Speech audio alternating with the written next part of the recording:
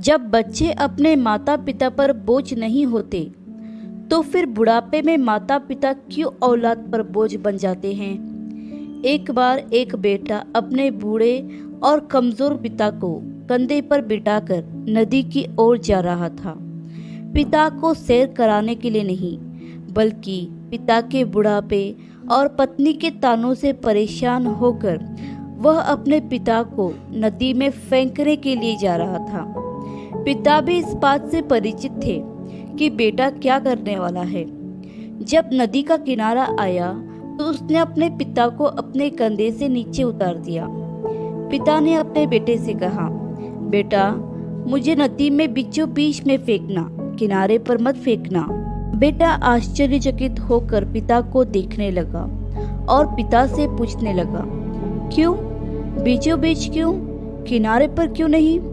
पिता ने जो कहा वो सुनकर बेटे का सर चकरा गया। पिता ने कहा, मैंने भी अपने पिता को नदी के बीचों बीच ही फेंका था।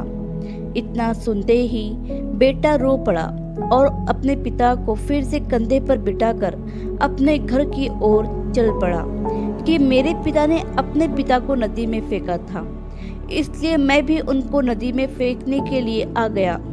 और अगर आज मैं अपने पिता को नदी में फेंकूंगा तो कल मेरा बेटा भी मुझे नदी में फेंक देगा। कहानी काल्पनिक जरूर है, लेकिन शिक्षाप्रद है कि हम जैसा बीज बोएंगे वैसा ही फल काटेंगे।